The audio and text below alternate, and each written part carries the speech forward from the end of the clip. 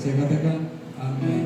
Amin. Haleluya. Puji Bapak Yahweh, selamat datang. Ya, yang pertama dan juga buat kita. Hari-hari ini sayang ya, ada banyak teman-teman kita juga nggak bisa hadir ya. Tapi kita percaya ada yang sakit, ada yang mungkin karena ya di Bandung Selatan katanya ada banjir, ada macet dan sebagainya, sehingga mereka juga terdampak oleh hal-hal yang demikian. Tapi kita percaya Bapak Yahweh tetap akan menolong dalam setiap kehidupan kita. Puji Bapak Yahweh. Kalau tempat kita sekarang ini kan lagi marak-maraknya untuk acara-acara Natal, ada ornamen. Karena tempat ini dipakai juga oleh gereja Bethel Tabernacle yang akan melakukan perayaan Natal besok. Ya, buat kami mungkin yang baru hadir hari ini, kalau kami itu tidak merayakan Natal, ya. Tetapi kami mengakui bahwa Yeshua HaMashiach itu lahir, memang lahir. Tetapi bukan di bulan Desember, tetapi pada hari raya Sukkot. Ya, itu ada 7 hari raya yang kita rayakan. Nah, salah satunya itu adalah hari raya Sukkot. Dan selalu ada kejadian-kejadian yang luar biasa itu pada hari-hari raya bangsa Israel. Kemarin di Australia apa yang terjadi? Pas hari raya Hanukkah itu ada serangan dari, ya dianggaplah teroris yang menyerang umat-umat kaum Yahudi yang ada di Sydney. Ya, ada beberapa korban. Ya, tapi kita nggak usah lagi berpikir yang aneh-aneh. Memang ini adalah zamannya. Ya, akhir zaman ini ada banyak kabar-kabar yang sangat-sangat menggemparkan. Buat kita hari-hari ini, mari kita lebih dekatkan diri kepada Bapak Yahweh supaya Bapak Yahweh berkenan atas kehidupan kita. Saya akan menyampaikan dapur Elohim hari ini mengenai subur dan berbuah. Saya berharap jemaat Bet Simka itu mempunyai makna atau mempunyai visi yang luar biasa bahwa kita itu harus subur dan berbuah. Di dalam kitab Matius 13 ayat 1 sampai 9. Haleluya. Ayo. Subur dan berbuah. Matius 13 ayat 1-9. Perumpamaan ini adalah salah satu pengajaran penting Yeshua HaMashiach yang menyingkapkan rahasia kerajaan surga. Malkut Ha-Shamayim. Ya. Mungkin yang baru pertama-tama datang ini, kok ini kayaknya bahasa ada Ibraninya gitu kan, karena kita memang disebutnya ya mesianik lah gitu ya, karena kita mengikuti sesuatu yang benar, bahwa makanya mungkin kok namanya Yeshua HaMashiach ya. Kalau orang mungkin berpikir ini kan, kalau waktu dulu itu disebutnya siapa? Yesus Kristus. Tapi buat kita yang sudah mengenal Bapa Yahweh, mengenai nama yang benar kita panggil adalah Yeshua HaMashiach. Karena Yesus Kristus itu yang paling gampang, paling simpel itu pakai polanya Yunani ya. Namanya Yesus Kristus, yang ada Yunani itu selalu benar ya Pak. Pakai sus belakangnya. Tapi kalau pola untuk menghormati Zeus ya. Ya kan ya. Tapi kalau kita memanggil nama yaitu Yeshua HaMashiach ya. Yang menyingkapkan rahasia kerajaan sorga, Malkut Ha-Shamayim. Yeshua menggunakan bahasa perumpamaan agar hanya mereka yang berhati murni dan haus kebenaran yang dapat mengerti maknanya. Ya, kita harus mengerti banget ya. Dikatakan di sini ada kadang-kadang bahasa perumpamaan yang disampaikan oleh Yeshua HaMashiach terhadap murid-muridnya. Dan kita juga harus tahu bahwa kalau kita mendengarkan dapur Elohim, mungkin bentuknya sebagai sesuatu perumpamaan, pasti kita juga akan kenal dan tahu. Ya, dulu saya pernah cerita. Dulu kan belum ada HP, ada si HP, tapi nggak ada WA-nya. Jadi biasanya waktu saya tugas di Tasikmalaya, istri saya di Bandung, saya kan pernah cerita. Kalau biasanya telepon itu introkal itu mahal. Nanti diskon 50% itu waktu jam 8 malam, ya. Jadi saya itu selalu telepon ke istri saya itu jam 8 malam, dan itu juga di wartel. Karena kenapa jam 8 malam? Karena pas jam 8 itu diskon 50%. Itu introkal, karena dulu belum ada HP dan sebagainya. Istri saya udah tahu, saya nggak perlu ngomong. Mungkin nggak bisa pas telepon diangkat, ini telepon rumah ya. Waktu diangkat jam 8, istri saya tuh nggak akan ngomong lagi, halo ini siapa ya? Bisa ngerti nggak? Bisa tangkap kan? Karena dia tahu bahwa yang telepon adalah suaminya jam 8 lebih 10 menit. Dan saya juga nggak ngomong begini, halo dengan Ibu Rosiana. Iya tahu. Saya nggak akan bilang begitu karena saya tahu yang ditelepon sama saya pasti istri saya dan pasti dia tahu jam 8 lebih itu tidak boleh anak-anak itu pakai telepon karena papanya dari Tasikmalaya itu akan menelpon. Dan selalu saya say hello. Halo Mi, apa kabar? Hari ini diberkati Tuhan? Diberkati. Bagaimana anak-anak? Ya karena saya dinas di luar kota gitu. Pasti dia tahu. Ya.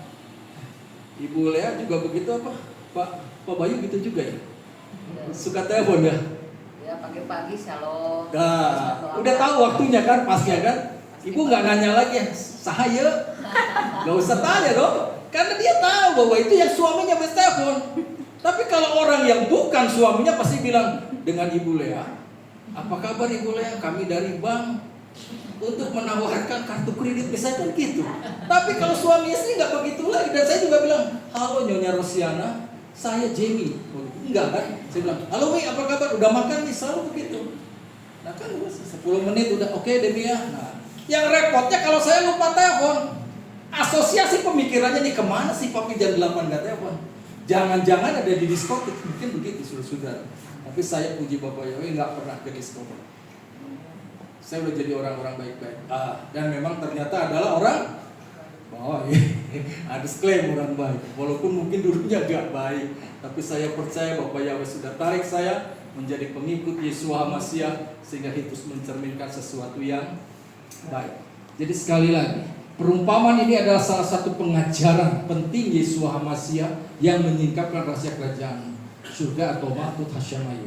Yeshua menggunakan bahasa perumpamaan agar hanya mereka yang berhati murni, perhatikan baik-baik, dan haus kebenaran yang dapat mengerti maknanya. Kalau orang yang tidak punya hati yang murni dan haus kebenaran, waktu mendengarkan atau membaca daftar Elohim ya biasa aja maknanya. Apa sering Anda membaca misalnya 2 roti? Ya, salah ya. Berapa itu? Halo? 5 roti dan 2 ekor ikan. Nah, waktu Anda baca ini kira-kira apa yang Anda tangkap? Haleluya. Halo? Hai? 5. Kok salah terus? Benar nggak? 2 roti. Yang mana yang benar ya? 5 roti dan ikan. Ikannya ikan apa? 5 kitab Musa, 2 Efraim, Yehuda. Nah, kalau kita menggali kebenaran dapat Elohim, kita akan mengerti. Yang saya tangkap di sini bukan soal ikan dan bukan rotinya, tapi siapa yang kasih itu ikan sama roti? Halo? Loh, baca enggak? Anak kecil. Gitu? Yesua bilang, cari makan, pokoknya harus dikasih makan. Bayangin 5.000 orang.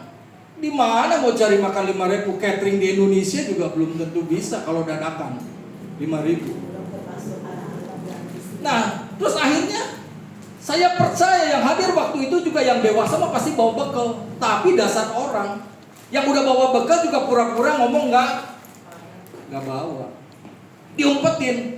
Tapi kejujuran daripada seorang anak kecil, dia bilang sama muridnya, Om, ini saya punya. Kalau makanan buat anak besar atau kecil? Pasti juga kecil. Tapi kehebatan daripada anak ini dia berikan, saya punya Om. Ini ada roti dan ikan. Ambil aja deh Om. Kasih buat Yeshua HaMashiach. Nah loh, jarang kita mau menyampaikan demikian. Buat saya dulu, nanti buat orang. Tapi kehebatan anak kecilnya, dia ketulusannya berikan sama muridnya Yeshua. Sehingga 5 roti dan 2 ekor ikan bisa kasih makan 5.000 laki-laki, belum perempuan.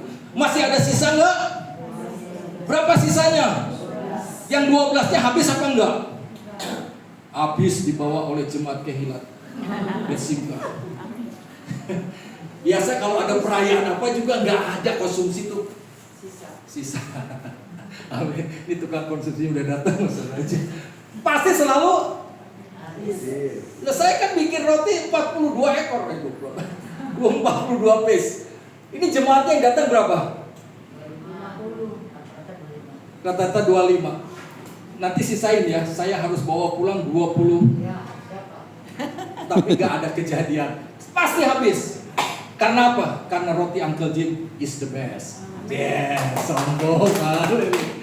Itulah ceritanya kira-kira. Matius 13 ayat 11. Dan setelah datang mendekat, para murid berkata kepadanya, mengapa engkau berbicara kepada mereka dalam perumpamaan? Ini gak sadar murid itu bilang begitu. Dan seraya menanggapi dia, Yesua berkata kepada mereka, kepadamu sudah diberikan karunia. Perhatikan itu bicara soal karunia.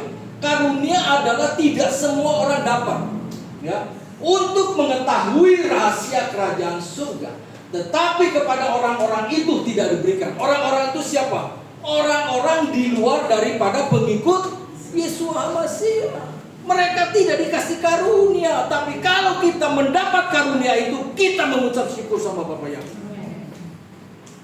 Jadi waktu Bapak Yahweh ngomong aja, makanlah, kita udah tahu artinya apa. Bukan makanan secara jasmani, tetapi terpenting adalah makanan rohani. Kita makan, kita kunyah, kita telan supaya menjadi kekuatan buat tubuh kita. Kadang-kadang kita selalu dengar makanan rohani itu cuman di apa? Nggak dicerna, cuman hap-hap makan aja. Nanti waktu ada masalah kita nggak ngerti masalahnya apa. Tetapi setiap orang ketika diberi makanan yang keras, dia rasakan, dia kunyah, dia cerna baik-baik, dia akan tahu pasti ini adalah power of yang diberikan Yahweh kepada kita, sehingga kita bisa mengatasi masalah apapun. Buat kita masalah itu, semua tuh punya masalah. Pak Gun, punya masalah toh? Ibu Linda ya tadi ya. Boleh saya tanya, Bapak bisa kesini gimana Pak ceritanya Pak? Diajak. Oh, kolimnya nggak datang sayang ya. Nah itu Pak. Hah? Wakili nama kita. Oke.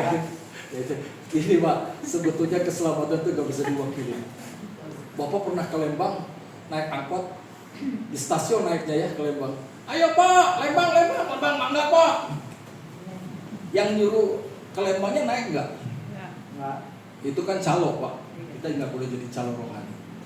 Kita harus masuk juga. Tapi saya bersyukur kalau Bapak nerima undangannya Pak Lim, walaupun Pak Lim nggak datang, Bapak bisa hadir hari ini. Saya percaya ada maksud dan rencana Yesus dalam kehidupan kita.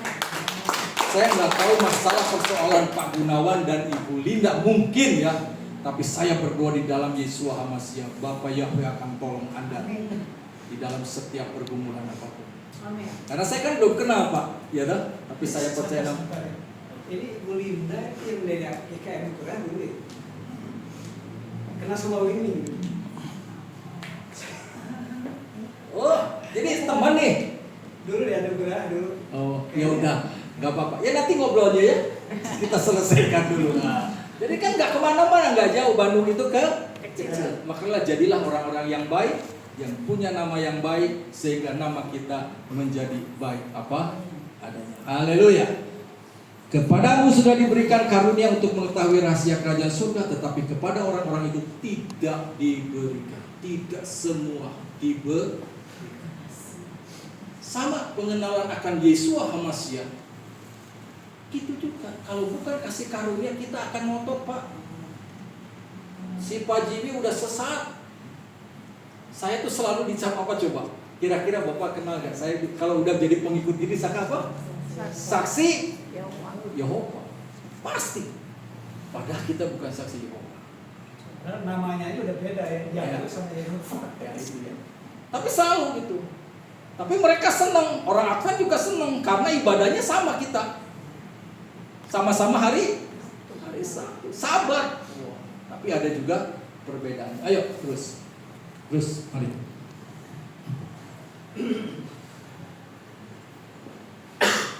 Perumpamaan ini menggambarkan respon manusia terhadap firman Elohim.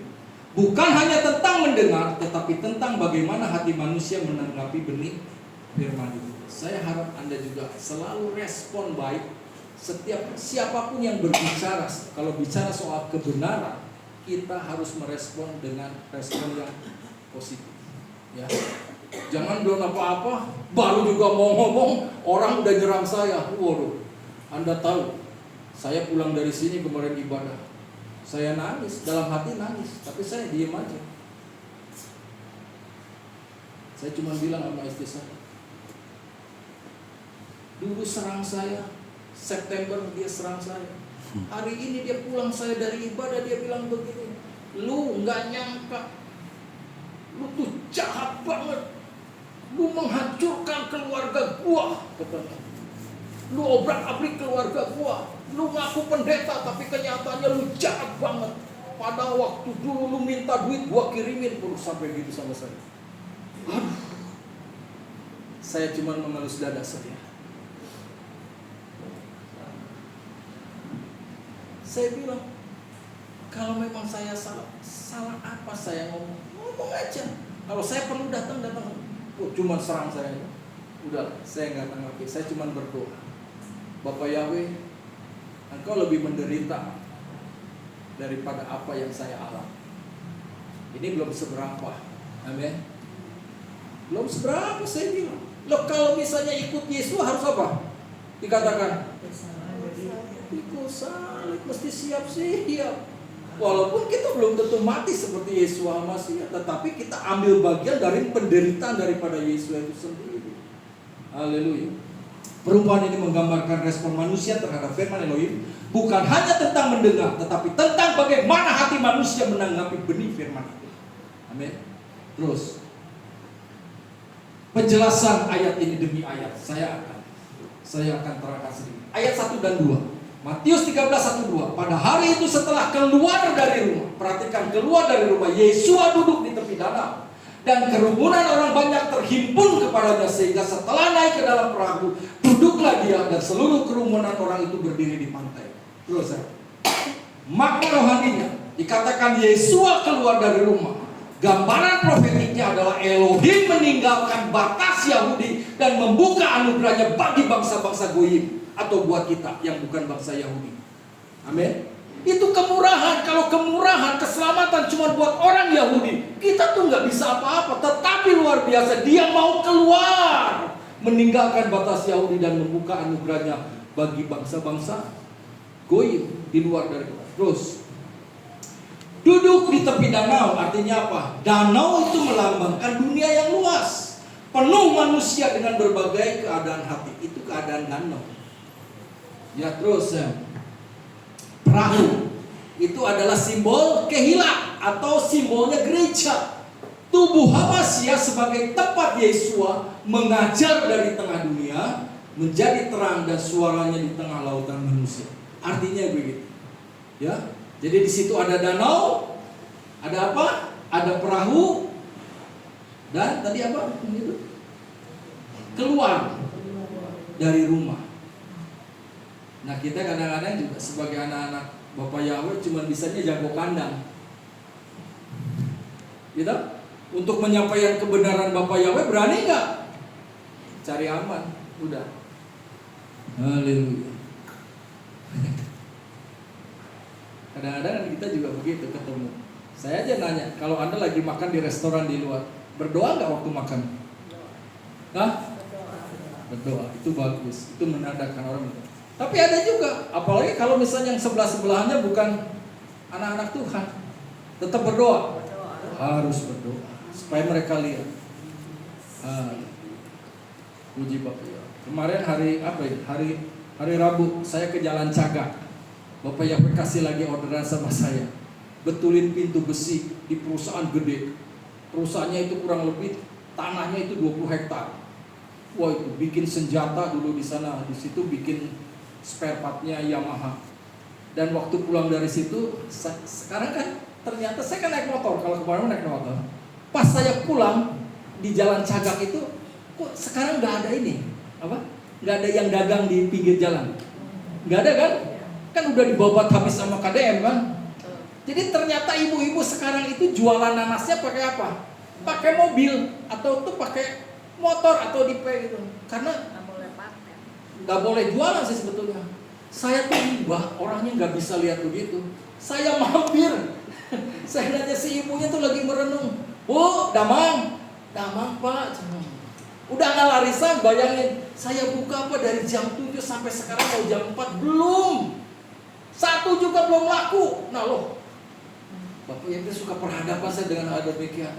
Berapaan Bu? Ini 5.000. Bayangin nggak ada durian nanas 5.000. Sekarang sampai ditulis 5.000 gitu. Itu saking sepinya dong. Saya bilang, ada nggak yang lebih bagus? Ada Pak, yang digantung itu 10.000. Oke deh, saya beli 2 Bu. Saya bilang, tapi tolong dipotongin karena saya nggak bisa motong nanas. Kalau saya potong nanas, nggak kemakan karena hilang nanasnya. Bener loh. Apalagi nanas Pemalang tuh yang di pinggir jalan yang kecil-kecil gitu. Sekali waktu saya beli, saya kupas di rumah. Nih, mana nanasnya? Hilang, nggak ada. Artinya motongnya nggak bisa gitu. Kan itu motongnya matanya sedikit lah. Makanya selalu saya beli tuh yang udah dikupas sudah. Saya suka nanas. Udah gitu, bilang, Bu, jualan boleh? Ini juga Pak, baru 3 hari ini bisa jualan Pak. Dikejar Satpol PP terus Pak, nggak bisa jualan. Padahal mah kasih kesempatan atau Pak, ini teh kan mau Natal dan Tahun Baru Pak, bulan berkah, dia bilang begitu Bos. Bulan berkah. Bakal banyak orang piknik kan, pasti banyak yang beli. Oh gitu. Ya udah Bu, saya bilang, sabar-sabar aja. Kan waktu itu saya tanya, jadi ngobrol kami itu. Dulu kan dikasih sama KDM uang. Iya Pak, 4 bulan yang lalu kami dikasih per lapak itu 10 juta. Nah tapi kan habis Pak 4 bulan. Lalu saya bilang, kan salahnya orang Indonesia kan begini. Dikasih 10 juta, itu bukan untuk tinggal di rumah lantas tiong-tiong cuman makan uang itu toh. Harusnya dia kan tahu bahwa dia tuh nggak boleh jualan di situ. Dia cari tempat yang lain bagaimana yang 10 juta itu menjadi modal. Itu yang benar kan? Kalau ini 10 jutanya dihabisin. Lah yang 10 juta ya udah dihabis Pak buat makan. Siapa yang salah? Si ibu. Ya kalau Yesus juga memberikan jaminan bahwa engkau menjadi pengikut aku akan memberikan berkat-berkat. Lah kita salahkan itu berkat Bapak Yahweh. Bukan Yahwehnya yang salah, kitanya yang salah Pak. Jadi akhirnya ya udah deh Bu, yang tadinya gue mau beli jadi 2 ekor, tetap 2 ekor belinya. Ya saya takutnya nggak dimakan karena yang makan nanas cuma saya di rumah. Nah, aku suka. Dia sekarang ngomong, padahal aku suka. Oh iya, udahlah pokoknya beli dipotong-potong. Saya iba waktu saya kasih duit 100.000. Nah loh, nah ini nggak enaknya saya tuh begitu. Walau kalau ruah kodesnya terlalu kuat gitu. Bapak yang bilang begini, jangan diminta kembaliannya. 80.000, kesel gitu. Enggak, Bapak yang bilang, enggak. Kasih semua. Saya kasih semua. Bu, ini buat ibu. Enggak ada kembalian Pak. Enggak apa-apa, kantongin aja buat ibu. Aduh, apa yang dia rasakan coba?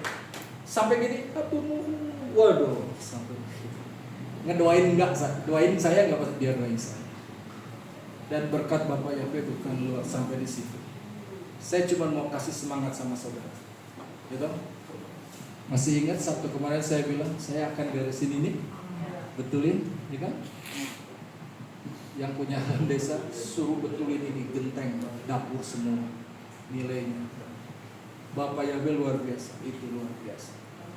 Udah gitu yang kemarin Bapak Yahweh kasih sama saya cuma ngasih nanas 100.000. Bapak Yahweh kasih kerjaan lagi sama saya. Bongkar, orang baru beli rumah di Jalan Tikukur deket Jalan Merak itu 2,8 miliar, tempat kosan masih bagus bisa dipakai, kamarnya 20. Suruh diblongin itu kamar, mau dibikin apa? Mau dibikin garment? Silahkan Pak, Bapak kerjain semua. Saya bilang, berapa ini gimana caranya? Pokoknya kerjain. Habis berapa? Ngomong sama saya. Gaji pegawai berapa? Nah atas Bapak minta fee-nya berapa? Udah tinggal ngomong aja, nanti transfer sama saya. Luar biasa. Bapak Yahweh selalu memberikan kemudahan buat kita. Saya bukannya sombong, bukannya ini. Saya percaya ini adalah bukan karena saya. Semua adalah karena Bapak Yahweh. Amin. Jadi perhatikan. Kita dengar, kita responi setiap dakwah daripada firman Yahweh. Pasti ada sesuatu yang luar biasa. Haleluya. Puji Bapak Yahweh. Amin. Halo Pak Edi. Udah mulai ngebangun lagi? Sementara berhenti dulu. Oke, nanti udah mulai bilang saya. Haleluya. Oh iya, tanggal Bu yang Bapak Pak Gunawan, Ibu juga mungkin ini ya, baru bisa dikasih tahu juga ya. Pak Gun, Ibu Linda, kami tuh mau bikin semacam workshop musik atau praise and worship atau jadi WL atau bagaimana, dan di situ juga ada apa butuh terapi itu? Terapi air hidup. Itu kita mau bikin dari mulai jam 8 pagi sampai jam 4 sore. Itu buat hati-hati yang terluka dan sebagainya. Ini semua hamba-hamba Tuhan yang menyampaikannya gitu kan. Itu tanggal 4 Januari di Jalan Buah Batu nomor 94. Dari pagi sampai sore. Jadi bagaimana menyembah yang baik, bagaimana cara main musik yang baik, ya. Satu lecutan Bu ya. Wah, luar biasa. Ini cerita saya imanin Bu. Pak Peter yang akan menyampaikan cara bermain musik secara baik dan benar. Jadi penyembahan itu tertuju kepada Yahweh, bukan kepada untuk kehebatan nama kita. Dia bilang, Pak Bayu bilang begini, Pak, keyboard kita apa Pak? Gitu. Saya bilang, keyboard saya jadul, umurnya sama Samuel. Sama kan lagi 97, mungkin ini lebih tua lagi dari Samuel. 35. Pak Bayu bilang gini sama saya, Pak Peter minta kalau bisa pakai PSR 700. Tahu? Sebarang harganya 17 juta. Pak Bayu bilang begini, Pak, kita sewa aja. Saya ingin dalam nama Yesus Mas. Enggak perlu sewa, Bapak Yahweh akan siapkan sebelum tanggal 4. Saya imanin, bukannya omong sombong. Ya tapi kalau misalnya harus sewa enggak apa, tapi saya imanin dalam nama Yesus Masiah. Kita perlu karena kita memuliakan Bapak Yahweh. Apalagi sekarang dipecut pemain-pemainnya muda-muda, yang jadi apa? WL-nya anak muda, yang jadi singernya anak muda. Waduh, itu bikin saya semangat. Amin. Ayo. Kira-kira penilaian Ibu Lea berapa tadi? Enak aja musiknya. Udah mulai terbentuk ya. Nanti tepat masuk di dalam kemuliaan Bapak Yahweh sempurna. Haleluya. Jadi tetap fokus kita PSR 700. Mungkin Pak Peter mau kasih demonstrasi klinik cara bermain keyboardnya dan kita nyanyi. Amin. Mau nggak? Harus fokusnya.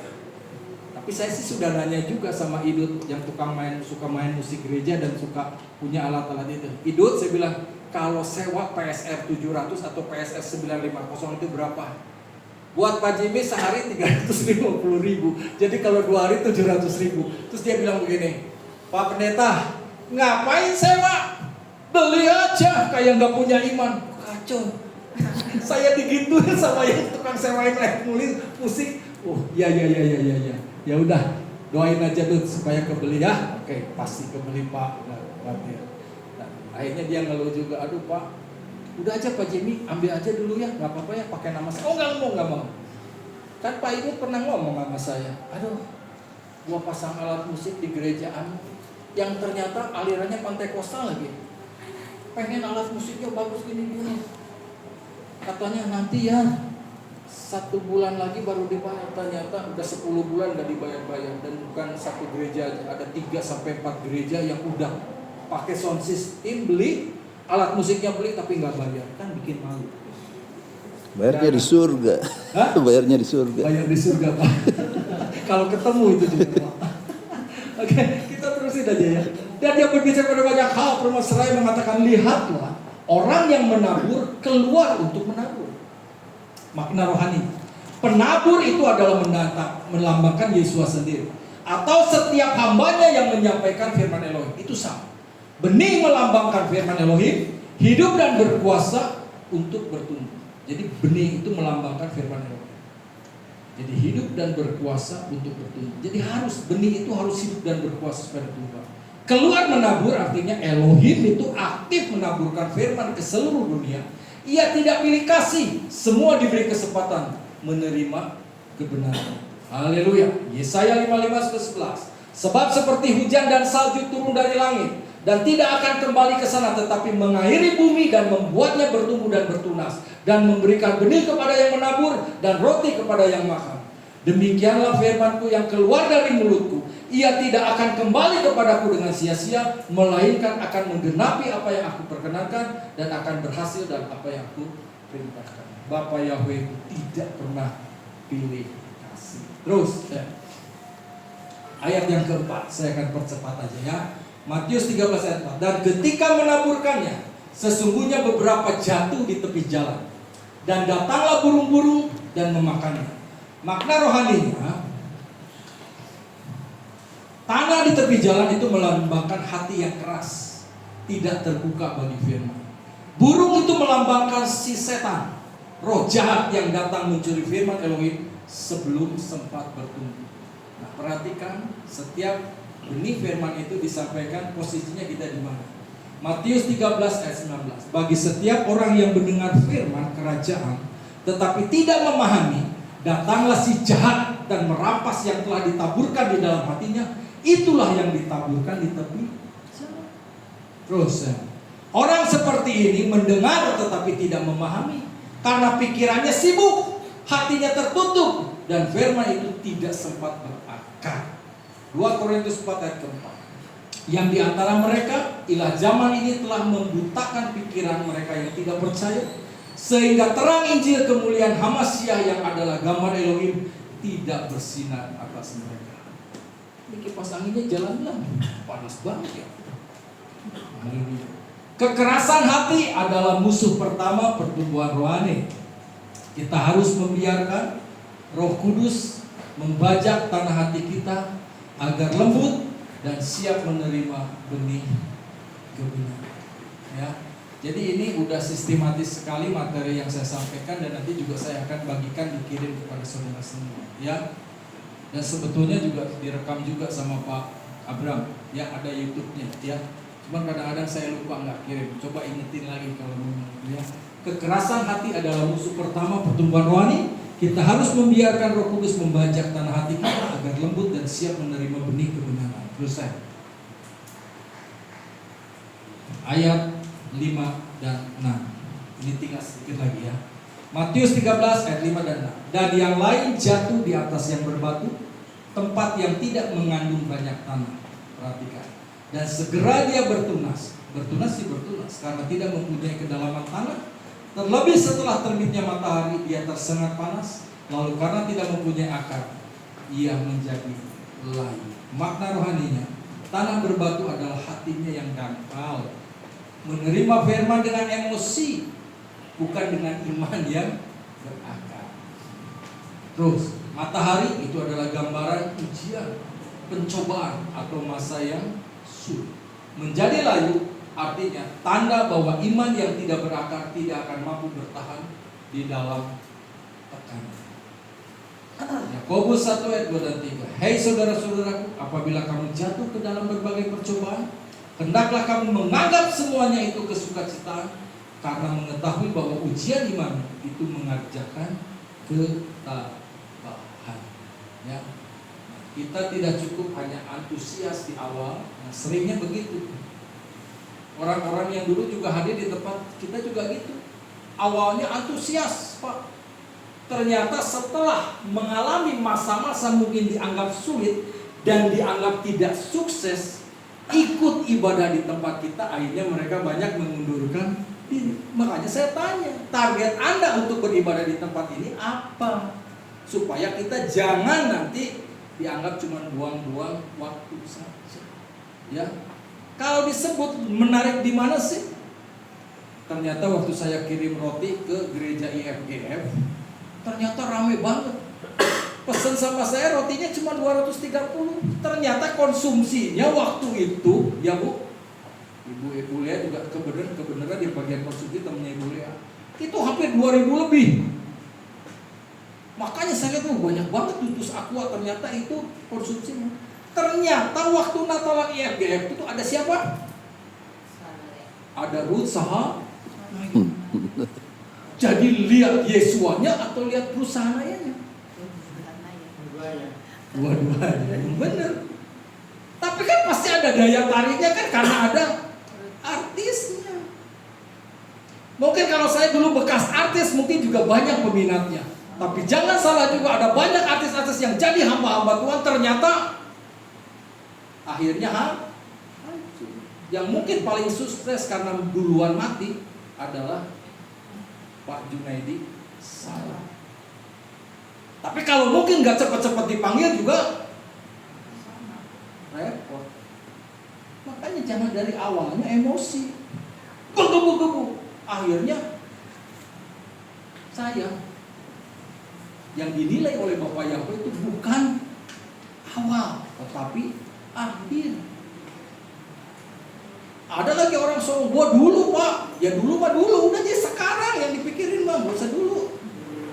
Dulu Pak saya orang kaya Pak, wah saya terhormat di Bandung Pak, orang segan sama saya. Dan sekarang saya nanya, lah sekarang Bapak sama kayak Pak Jim, apa? Dagang roti juga Pak. Itu kan. Jadi nggak usah banggakan masa lalu, banggakanlah masa sekarang. Walaupun mungkin hidup kita mungkin cuman ngepas, tapi di dalam kebenaran, puji Bapaknya. Haleluya. Pengen beli ini ada, pengen beli itu ada, tapi yang dibelinya apa? Ya, jangan kita terlalu tinggi. Gaji 3 juta, 5 juta, pengen nyicil. Terus saya ditawarin mobil, Bu. Pak Jim, udah saatnya Bapak ini. Kan apa Pak, yang itu tuh, yang acara kita tanggal 3-4 itu udah masuk di portal, di koran. Ada 5 koran sekarang yang menayangkan kita akan bikin itu. Dan udah pada tahu semua. Waduh. Jadi ada yang menghubungi saya juga, kan ada nomor WA-nya, silahkan Anda menghubungi Gembala Sidang. Oh, nanti jangan tulis Gembala Sidang, Bu. Di situ. Ada yang telepon saya, Pak, udah waktunya Bapak pakai mobil Mazda tuh, Pak. Wah. Emang asik tuh Mazda tuh. Warnanya yang merah mengkilat itu tuh, kayak Daniel gitu, kayak Ferrari. Ini Pak ada Pak. Pak Haji ya yang nawarin. Udah deh Pak Jemi Pak, terusin aja, nggak usah ini, bayar aja sama saya DP 60 juta, cicilannya Pak bayar aja 3.900.000. Sok, tukar aja. Jadi pakai nama saya, Bapak yang nerusin cicilan, pakai aja mobilnya. Cicilan di mana? Di BCA Finance. Ya, sudah gitu. Terus gimana Pak? Ya Bapak kasih uang sama saya 60 juta. Nah, cicilannya 3.900.000 Bapak terusin. Nah, saya bilang, berapa lama lagi nyicilnya? Itu kan yang mesti ditanya. Baru nyicil 7 kali Pak. Ya. Berapa lama? 4 tahun. Bapak Yahweh keburu datang. Saya bilang, ya kalau cepat datang Bapak Yahweh, jadi sayanya lepas kan. Tapi kan saya nggak mau begitu. Saya cuma bilang sama Pak Jimmy, Pak, hidup saya tuh nggak mau punya utang lagi Pak. Bener gak? Jangan deh punya utang. Saya bilang, nah, nggak mau Pak. Hidup saya udah tenang Pak. Nggak ada yang nagih-nagih Pak. Nggak ada debt collector datang 8 orang Ambon sama saya datang Pak gara-gara kartu kredit. Nggak, saya bilang. Ternyata sekali waktu ada orang Batak juga nagih sama saya. Ternyata waktu saya dipanggil khotbah di Permata Cimahi di sebuah gereja Pantai Kosa, ternyata yang nagih ke rumah saya itu di situ gerejanya. Lantas waktu selesai ibadah dia ngajampurin ke saya, Pak Jimmy, maaf, ternyata Pak Jimmy itu yang ini yang punya utang. Ya, saya juga jadi malu. Gua keras ngomong tadi jangan makan uang. Ternyata, ya Pak maafin sama saya. Jadi luluh hati saya bayar deh Pak, nyicil ya sebulan 100. Utang Bapak 40 juta kartu kredit BNI Pak. Bapak bayar sebulan 100.000, kapan selesainya? Ya gimana Pak daripada nggak dibayar? Terus dia bilang gini, udah Pak Jimmy, rahasia antara saya sama, nggak usah dibayar Pak. Sebetulnya udah ditempel sama asuransi. Jadi gimana? Ya udah nggak usah bayar. Nanti saya hapus aja no. Ya asal jangan dihapus di kerajaan Syam ini. Oh, enaknya tuh jadi pendeta begitu. Karena ternyata yang jadi debt collector itu kebanyakan siapa? Orang-orang. Itu Pak Abraham ketawa. Hah? Apa bu? Orang Kristen kebanyakannya. Agamanya Kristen bukan orang Kristen. Iya dong? Coba kan. Ya nggak apa-apa direkam, ya memang begitu keadaannya. Direkam. Memang ternyata begitu. Tapi ini kejadian benar. Akhirnya bilang nggak usah. Saya juga tetap. Tapi sampai sekarang juga ada juga. Saya jujur kok. Ada, saya masih punya utang kartu kredit Bank BNI. Dia bilang, Pak tetap Bapak harus bayar. Orangnya lain lagi, oh nggak apa-apa. Cuma saya bisa beraninya bayar, bisa 100 sebulan. Ya nggak apa-apa, di ACC. Begitu juga Bang, aneh. Setelah saya bayar, banknya ngehubungin saya lagi. Pak, aplikasi Pak 5 menit jadi Pak kartu kredit. Enggak mau. Jangan, saya bilang. Amin. Jangan. Ngapain saudara-saudara? Sudah cukuplah. Apa yang ada? Ya. Yuk, jadi sekali lagi jangan punya utang ya. Amin. Kita belajar untuk memahami kehidupan kita. Ya Bapak ya, cukuplah. Cukupkanlah dengan apa yang ada. Asal ada makan, minum, cukuplah. Kalau memang Bapak Yahweh kita dikasih yang lebih, ya puji Bapak Yahweh. Oke. Kita tidak cukup hanya antusias di awal. Firman Elohim harus berakar dalam ketaatan dan ketabahan agar bertahan dalam panasnya ujian. Terus ayat ke-7, Matius 13:7. Dan yang lainnya jatuh pada semak duri, dan semak duri itu bertumbuh besar dan menghimpitnya. Makna rohaninya, semak duri adalah gambaran kekhawatiran dunia, tipu daya kekayaan dan keinginan daging. Matius 13 ayat 22. Dan yang ditaburkan pada semak duri itulah yang mendengarkan firman, tetapi kekhawatiran zaman ini dan tipu daya kekayaan menghimpit firman itu, maka dia tidak berbuah. Menghimpit firman artinya adalah hati yang terbelah, mendengar firman tetapi juga dikuasai dengan keinginan dunia. Benih tidak mati, tetapi tidak pernah menghasilkan buah-buah rohani. Terusnya 1 Yohanes 2 ayat 15-16. Janganlah mengasihi dunia ataupun hal-hal yang ada di dalam dunia. Jika seseorang mengasihi dunia, kasih Bapa tidak ada padanya. Sebab segala sesuatu yang ada di dalam dunia, hasrat daging dan hasrat mata serta keangkuhan hidup, bukanlah berasal dari Bapa, melainkan berasal dari dunia. Firman tidak dapat bertumbuh di hati yang penuh dengan duri. Perhatikan baik-baik. Makanya terapi air hidup ini penting kita ikutin supaya tidak ada lagi duri di dalam kehidupan kita. Kita harus bisa mengampuni walaupun susah, untuk kita bisa memberi pengampunan kepada orang yang mungkin sudah menyakiti hati kita. Hal-hal duniawi harus disingkirkan agar kerajaan Elohim bertumbuh di dalam kita. Amin. Ada lagi saya? Ayat 8, ini yang terakhir ya. Dan yang lainnya itu jatuh di tanah yang subur. Ini udah pasti tahu semua. Dan menghasilkan buah. Ada yang 100 kali lipat, ada yang 60, dan ada yang 30 kali lipat. Makna rohaninya, tanah subur adalah hati yang lembut, tunduk dan terbuka pada pimpinan daripada buah kodes. Berbuah adalah tanda kehidupan rohani yang sejati. Karakter Yesua HaMasiah, ketaatan, kasih dan pelayanan. Ini penting. Orang-orang yang sudah mempunyai hati waktu penaburan benih itu, tanah yang subur, itu punya hati yang lembut, tunduk dan terbuka pada pimpinan Roh Kudus. Dia berbuah, itu adalah tanda kehidupan rohani sejati. Ada karakter Yesua HaMasiah di sana, ada ketaatan, kasih dan pelayanan. Terus perbedaan hasil luar biasa. Ada yang 160 dan 30.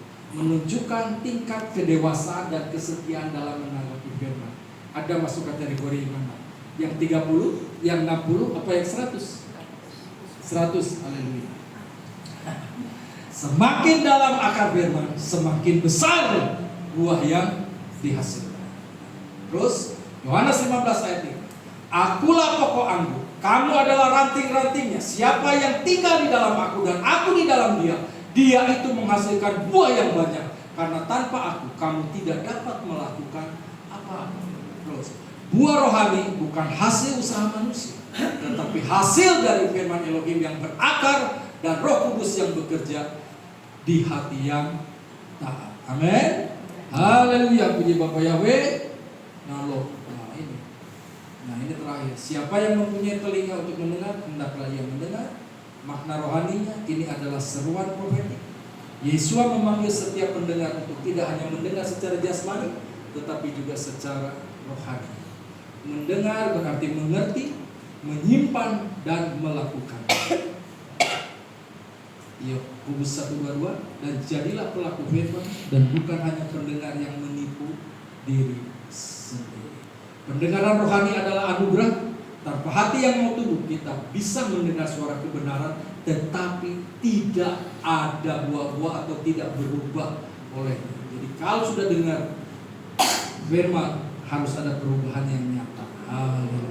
Terus jadi kesimpulan, perumpamaan ini menggambarkan masa sekarang. Ini zaman kasih karunia, di mana firman Elohim ditaburkan di seluruh dunia, apalagi dengan adanya medsos. Dulu saya berpikir segala akhirnya itu bukan apa-apa ketika firman itu disampaikan kepada seluruh dunia. Sampai kapan? Ternyata ketika COVID datang, ketika semua mengikuti acara live streaming dan sebagainya, itu semakin nyata bahwa kebenaran Bapak Elohim itu semakin nyata disampaikan. Oh, ini caranya Bapak Elohim untuk menyampaikan kebenaran damar itu. Tapi banyak juga yang balelo atau yang aneh-aneh juga sekarang ya. Kesimpulannya, perumpamaan ini menggambarkan masa sekarang zaman kasih, di mana firman Elohim ditaburkan seluruh dunia, tetapi hanya mereka yang memiliki hati seperti tanah yang baik yang akan menghasilkan buah kerajaan Elohim. Pertama, periksa kondisi tanah hati kita. Apakah keras, apakah dangkal, berduri atau subur. Yang kedua, izinkan Roh Kudus membajak hati kita melalui doa, pertobatan, dan firman Elohim setiap hari, bukan seminggu sekali. Lindungi benih firman dari pencuri. Artinya jangan biarkan setan mencuri firman melalui kelahiran atau dosa. Karena mungkin kesenangan, lagi happy juga, kita lupa untuk mencari kebenaran firman. Rabat pertumbuhan itu dengan apa? Dengan ketekunan. Firman bertumbuh lewat doa, lewat ibadah, lewat komunitas, dan lewat ketaatan. Dan yang terakhir, berbuah bagi kemuliaan Yahweh Elohim. Buah yang sejati adalah kehidupan yang memuliakan Yesua HaMashiach. Terus, tanah yang baik tidak terbentuk dalam semalam. Ingat, ia dibentuk melalui pembajakan Roh Kudus, air mata pertobatan, dan sinar kasih Yesua. Yeremia 4 ayat 3, sebab beginilah Yahweh berfirman kepada orang Yehuda dan kepada Yerusalem, garaplah bagimu tanah baru, dan jangan menebur pada semak. Amin. Sukses besar buat kita semua. Bapak yang memberkati kita semua. Haleluya. Jadi inilah sampaikan